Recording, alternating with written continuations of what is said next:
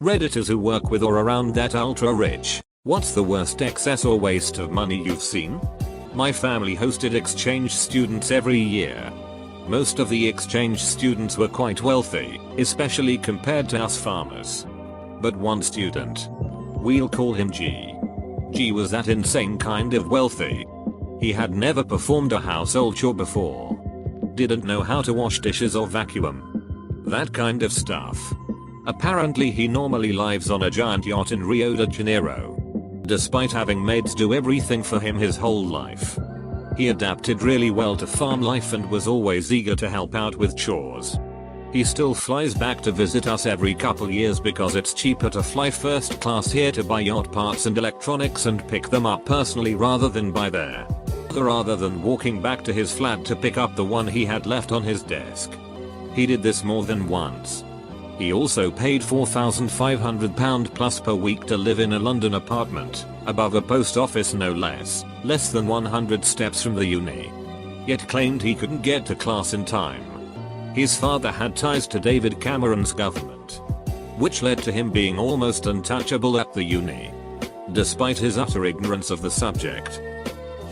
A buddy of mine used to be a pilot on private planes for rich people. One time he was waiting for the guy he was going to fly that night at the main airport in town. And the guy called him and asked him to fly to a smaller, non-commercial airport that was closer to this guy's work to save time because he didn't want to deal with traffic. This is not a very big town, so traffic is really non-existent and the drive would have been 15-20 minutes. Instead, my buddy had to redo his flight plan and make the 4-minute flight to this other airport. Probably cost the guy at least $5k. A very wealthy family invited me to play piano for a party they were hosting at their home, an English Tudor style mansion. The music room had two Steinway concert grand pianos, one on each end of the room, worth perhaps $150,000 plus each. No one in the family played these beautiful instruments.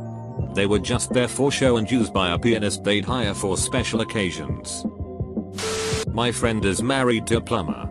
He was once hired to set up a special room for a famous composer's wife's tortoise. It was a huge room in their mansion that his company set up to be arid all the time. Like a desert. I believe it even had sand and cacti in it. And sun lamps. I don't know how much it cost. But it was more than most people spend on their houses. All for their spoiled ass tortoise. A girl I know got mad because her dad sent his private helicopter to pick her up instead of his private jet. God, it's so embarrassing, dad. Nothing like the other people's stories on here. But I used to work for a hotel for years. It was not a fancy hotel. And it was not in a rich area. But a long-term guest of mine wanted to take me and my friend to the casino on his dollar. I knew this man for 2 years by this time. And considered him a friend. So we both agreed to go. When we got there he bought us all a drink. And then he proceeded handing us both a stack of $100 bills. Like $1,000 each. He told us to gamble until we dropped. All he asked is that if either of us won the jackpot, that we would split the winnings with him. Coming from a modest upbringing, it felt like such a waste to gamble that money away. But we all ended up having a great time. And he never expected anything questionable in return. He was a very cool guy. Met this wealthy older couple in a small town in the Santa Barbara wine region.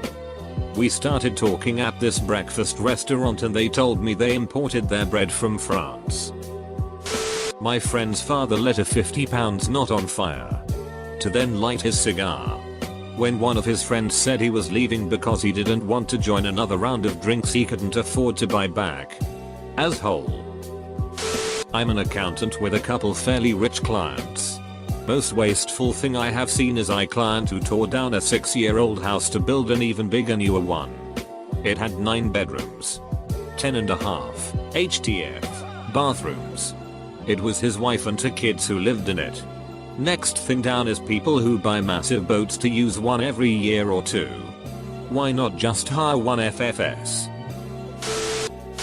I went to college with a lot of wealthy kids. My roommate freshman year was one of them. She was awesome and humble as duck, but her family was loaded. We went to her condo in Cabo for spring break and our return flight was delayed by a day. Her dad was so close to paying $10,000 plus for a private jet to fly us back because I had 2 lectures the next day and my roommate had 1. I wasn't planning on going anyway, so I'm very happy we talked him out of it. They ended up getting their own jet a couple of years later and I see a lot of pictures of their dogs with their own seats and tables on the plane. It's actually pretty damn cute. A guy I knew in college came from an extremely wealthy family. At one point we happened to be in the vicinity of his grandfather's house and he asked if I wanted to stop and see his car collection. It was approx. 30 cars in his basement, basically a garage beneath his house with an elevator that took cars up to surface level. Mostly old Rolls Royces, kid cars, or just weird things like one of the last El Caminos ever made. The car collection didn't strike me as a waste. I assume most of those cars will at least hold their value. His lawn did. Completely flat. Thickest, softest, most evenly colored and cut grass I've ever seen in my life. I doubt it was more than 1 stroke 4-inch high. No clippings or signs of a lawnmower. It literally just looked like a thick hunter green carpet that had been unrolled. Except it was about a ½ acre in size. I walked on it barefoot and it really felt like the softest carpet I've ever walked on. Edges perfectly trimmed. I cannot imagine the cost of maintaining something like that. And really, what is the benefit other than status? The estate next to the one I live on is owned by some Saudi royal who came over for the summer, along with his 300 plus staff, which all required their own 2017 white Mercedes. Of course, he doesn't have enough space for all 300 staff, so rents houses in a nearby town. Warehouses rent for £2,000 a month. For clarification, by estate I mean, I live in the grounds of a mansion which used to be owned by the Home Office and has 50-ish houses and flats on the grounds. The Saudi royal owns the next plot of land over and has to drive through our estate to get to his.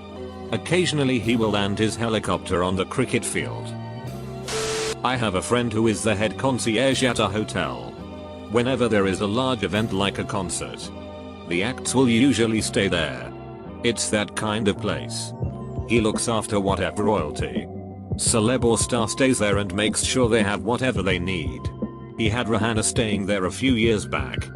Her entourage hired an entire floor and totally ruined the place, but because it was Rihanna, they could do whatever they wanted. He went into all the rooms after they all checked out and all the mattresses had to be replaced as whoever was in there smoking put their blunts out on the bed. They didn't give a duck. Money was no issue, so pay for new mattresses because you can't be asked to move. They also left behind a sheet load of weed, so he took that for himself. They had some of the Saudi elite stay there once, and before the guests checked in, large trucks arrived carrying a selection of supercars for him. Then they sent a team in retile the bathroom and redecorate the rooms to be in line with the style he liked. After all this, the bloke decides that he was going to stay somewhere else.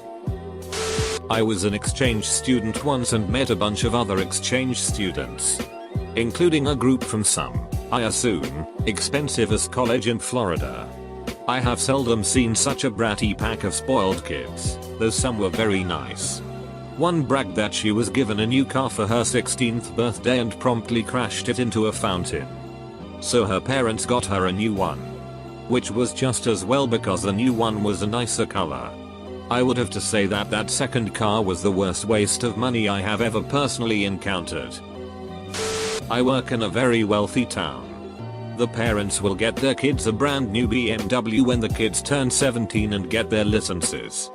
The kids will do something stupid and total the car in less than a year, and the parents buy them a brand new replacement BMW.